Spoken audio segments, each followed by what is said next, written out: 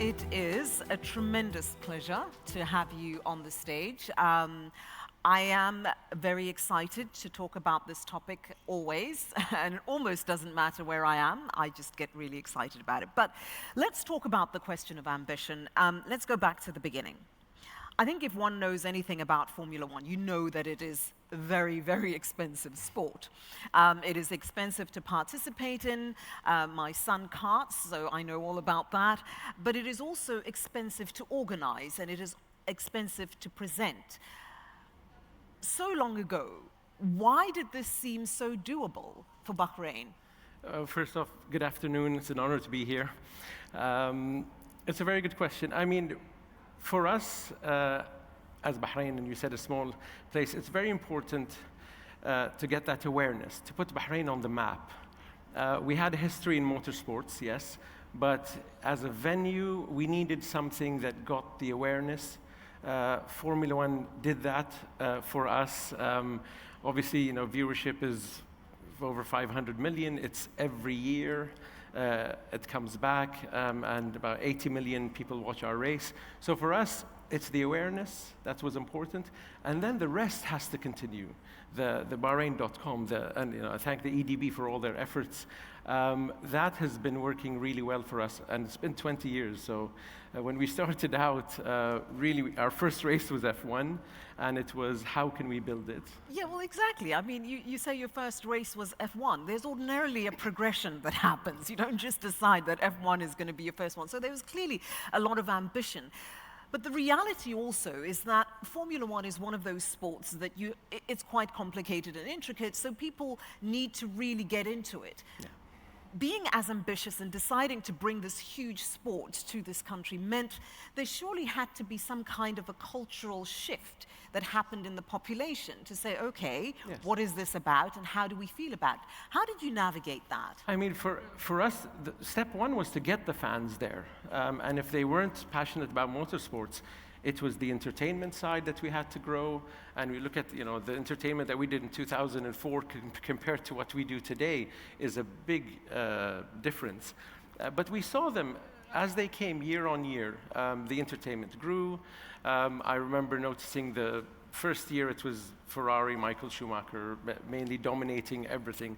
Then we see the flags, the countries, the drivers, and it started changing where we saw, okay, you know, there are fans that are staying on the grandstand, not just coming for the entertainment.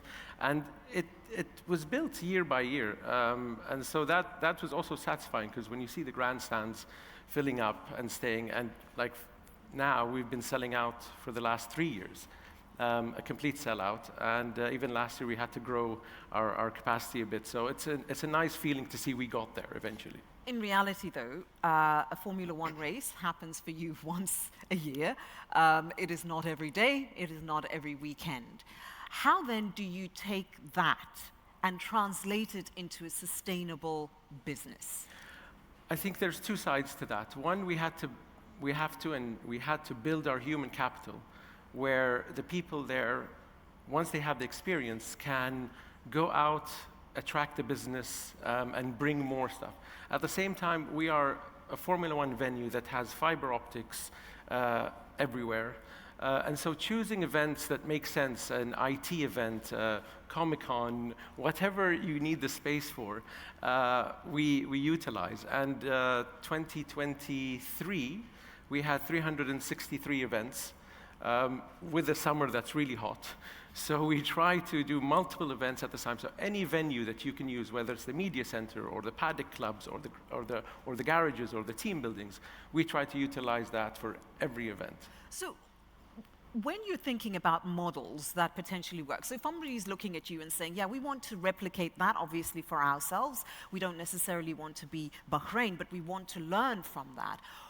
From your view, what are the business models that are going to work or more likely to work versus those that aren't? Is it something that is a more traditional way of approaching it, or is there some nuance there that needs to be considered? I think the human capital side is very important. And in this industry of motorsports, it's not just an event coming, but you also have to be part of it. So I mean, we're lucky. We have the head of the Bahrain Motor Federation and the board member, Sheikh Abdullah bin Isa, is the vice president in the FIA, the vice president for the Middle East region. We have members, which I see also here, in a lot of commissions in the FIA, the karting commission, the drag racing commission. I was part of the single-seater commission. And the idea is when you're starting, you have to be part of that. So my answer is you need to get into this industry, also the governing bodies, all of that. At the same time, I think that's one. Another element is to bring businesses that there's synergies between the circuit or between the venues. And yeah, we have that. That's very important for us. Whenever you do something like this, no doubt, in an economy such as yours and in an environment such as yours, where it's not just about the sport, it's about the broader economy, beneficiation becomes key, right? Yes. How do you make sure that local businesses are able to benefit and grow from that, number one? But number two, the human capital that you mentioned, how do you ensure that there is a skills transfer that happens in a sustainable way? So whether it's F1 or not, you're able to maintain a presence and a business model that drives motorsport here. I mean, for the human capital, you need to keep them busy. And the idea of how we can capitalize on that, I mean, we've supported other countries that wanted to start in F1, India 2011, Baku 2017, I think in 18, where a whole team went there to support our brothers and sisters there. And that really helps. At the same time, yeah, just keeping everyone, training, all of that. Yeah, I think that to me are the two main ones where I see the people. And then, obviously, the circuit, we need to sell it out and keep everyone coming, which is a challenge. But I'm lucky I've got an amazing team that does. Circuits don't do well when you leave them alone. They need to be busy and working. In a desert environment. Exactly. Can we then talk for a moment? You mentioned it earlier, and I'd like to maybe go back to it. This notion of the international community coming here. It's one thing as a fan that you come, you want to see the cars, you want to hear you want to smell the fuel, you want the whole experience. But what about the global expectations that come with something like Formula One? Because it's not just about the stringent requirements that the sport has, but it's also about broader expectations versus where you are locally and an appreciation for the local culture. How did you meet the two when you're considering, because it's a human capital question? I think with Formula One, it has its image anyway. So any place that Formula One goes to, the infrastructure is there, everything is there. The challenge for us, I mean, we do something where we take care of our guests from the moment they land till the moment they leave. So from the airport, we've had the same guys picking up the same teams, mechanics, and I hear this a lot because I had a guy come for the World Endurance Championship. He wasn't on the list, but the guy recognized him and he said, "Oh, you're in motorsports." Picked him up, got him through passports, and he came to me and he's like, "Did you add me to the?" I said, "No, it becomes second nature," and for us, that's something that we're very proud of. And I think the point of where Formula One comes and what you do with it. I'll give you an example. Something that came from Formula One is Bell Racing helmets. We started with them, we met them during Formula One, we noticed. And today, we're very proud to announce, I think, am I getting in trouble? I think the announcement is out, or usually when I'm on stage, I have to... It's okay, you can give us a scoop. You like scoops. You look at my guys and they're like, "Yeah, you're okay." We're announcing the completion of the second floor. So Bell Racing helmets started in 2014. And today, we're very proud that the second floor is being built. I think keys are handing over in November. And we're also announcing the second factory for OMP, which is a great success for us because that story is continuing. And congratulations. I think that deserves a round of applause. Well done. Thank you. Good for you, and may they continue to come. Yes. I'm going to talk about you in a car just now, because I can't let you leave without talking about driving. But I would like to talk to you about sustainability. We know that historically, Formula One and fumes, personally, a V10 engine is my dream sound. I think I should have it as my ringtone on my phone. But I'm not allowed to have a V10 engine sound driving around because we have to consider the environment and we have to take it very seriously because as fun as it may be for some of us, in reality, it has a huge impact. I mean, the carbon footprint of a Formula One race is enormous. What about the sustainability question? What about that balance between, one, preserving what you have here, and ensuring that the requirements of the sport allow you to continue what you do in a more sustainable way? So 5 years down the line, it's no longer a problem. Absolutely, and Formula One are very, they're very involved in that. Obviously, this is something that everyone has to be involved in. We are, in terms of the regulation, we have the solar panels that even if we have to run as part of the regulation on generators, we are getting enough energy from solar to cover our costs in the energy. At the same time, we do everything in terms of water systems, plastic, all of that. This is something that we're all doing together. An example of something that we did this race weekend, we have the Green Initiative with Babco, our sponsor, where a part of our ticket sales, and they back up the same amount, goes to the mangrove project in Bahrain, where we're quadrupling the mangroves on the island. And you plug them into your programs, and you get the benefit from being part of this serious problem that we all have to face. Okay. We've done all the business talk. You in a motor vehicle. This is the part that I didn't want to talk about. This is the part you didn't want to talk about? Well, you forgot to tell me you didn't want to talk about it, because now I'm making you talk about it. I know you're a driver. I suspect that you're pretty quick behind the wheel. I'm not going to ask you for your numbers, because I know you're not going to want to share them. Do you?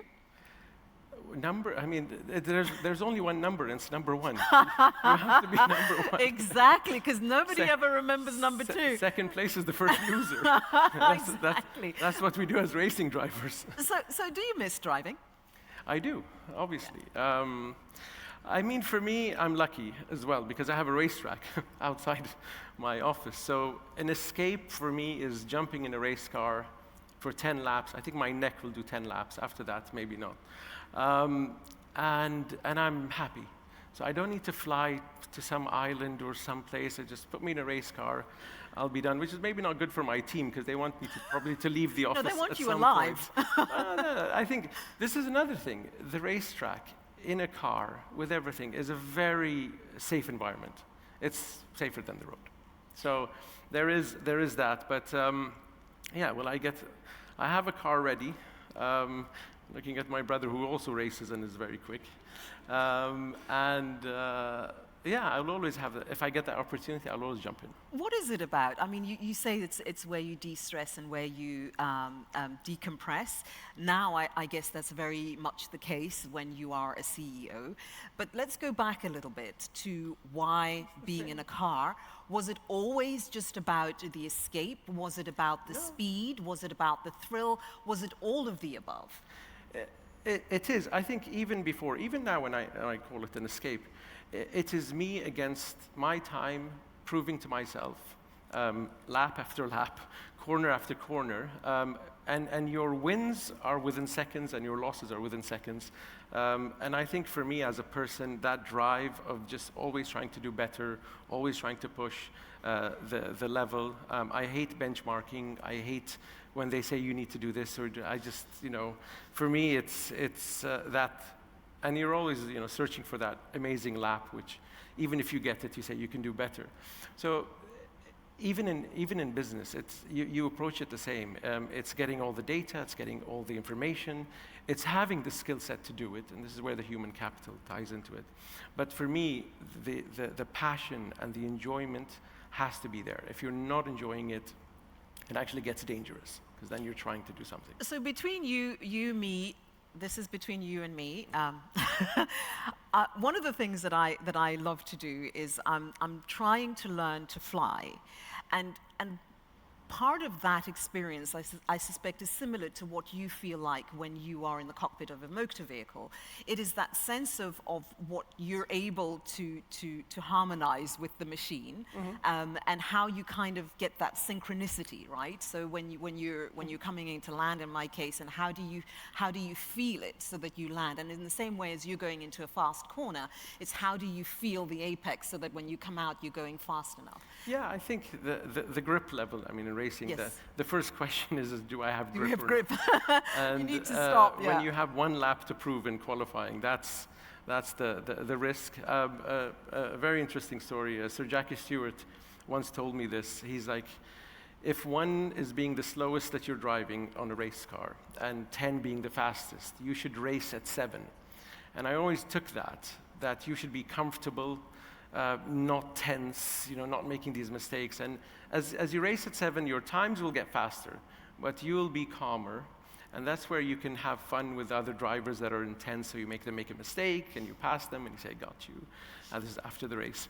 But so, yeah, it's always about being calm and understanding everything around you. But it is a feeling in racing. Absolutely. Karting is the most, probably. Yeah, don't ask me about my kart times because they're shocking and terrible, so the less I say about that, the better. When you're looking at the engagement of young people, certainly, as you know, I'm South African and we love our sport in general. Yes, we love rugby, but we also love motor racing. And a lot of children, when they see themselves reflected in the drivers, it makes them more excited about wanting to drive, it makes them more engaged, and it's easier to build a community of actual drivers in your country. Yes. As far as I'm aware, we don't have a Middle Eastern driver who's in F1 as yet. We don't have an African driver. So there are many parts of the world who are not yet represented. But when you look at the kids who are driving, it's everybody. Everybody is sitting, whether they're Asian, regardless of where they're from.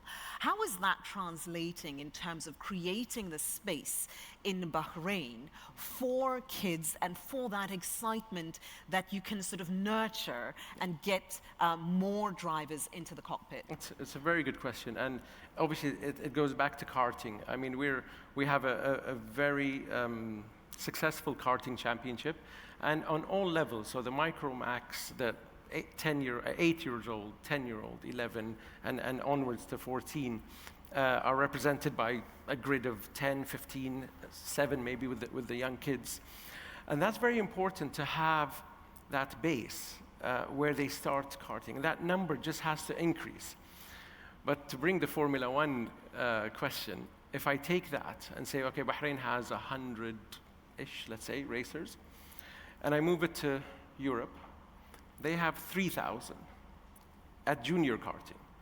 And then that 3,000 translates to, let's say, the people that go serious, 1,000 from karting. Then single-seater will be 500, higher levels, 200, maybe less, 50. And out of that, you'll get 1 or 2 into F1 once a year. If we take that same number, we have to grow, and we're lucky because we have more racetracks now in the Middle East. We grow that number. And hopefully one day we will have a driver there. When we first started out, that was the first question. When will we have a Formula One driver in Bahrain in Formula One? And in 2004, we were like, oh yeah, a couple of years, we'll see. Now we realize how the competition is. And it's something that people have to commit to for 4 or 5 years. Well, it's an extraordinary sport, and it's a lifelong commitment. I mean, as you indicate, you start when you're you start when you're about 5, 6, 7, depending on where you are and depending on your size and your skill level. And it's something that you have to commit for your whole life. When you are trying to build that space, what are the considerations that you make when you say, this is the mark that we want to try to hit? It's all good and well to have a race here, but it's better if you can have a driver who comes from the region. What are those marks for you? So for us, from karting, we talked about, it's the next step, because these kids will be karting. And another thing that we're proud of this year is we just launched the Winfield Driving School. And for us, and Winfield is a French driving school. It's been probably the leading driving school in the world. They've had 30 F1 drivers come through the school. And we just started their program here. I think their first camp is next week. People flying in from the GCC for that. And that's probably the next step because the school teaches you everything. It's not just driving, it's where do you get your sponsors, how this kid can represent himself, all the skill sets that they need. And that's something that hopefully we'll see it grow and grow more. I'm not going to completely put you on the spot about your team, because I think that might cause a bit of an incident, considering you're the CEO. But I'm quite happy to pin my colors to a mast. I go back to supporting Ayrton Senna.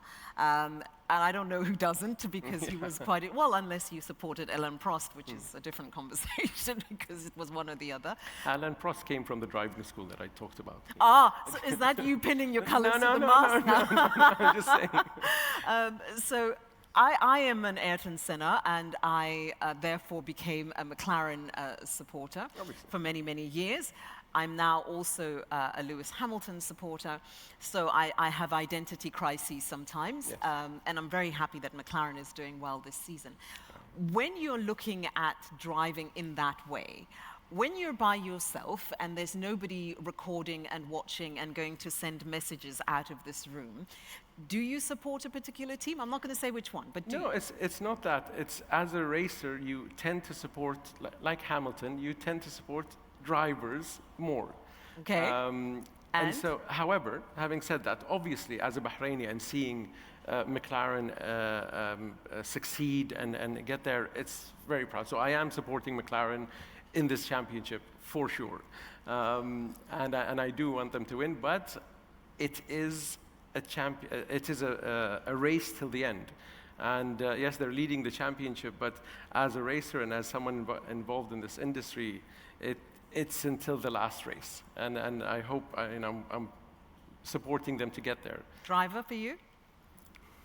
Alonso's always been that one driver that I like, and you can throw him in any car, in any series, and he just wants to race.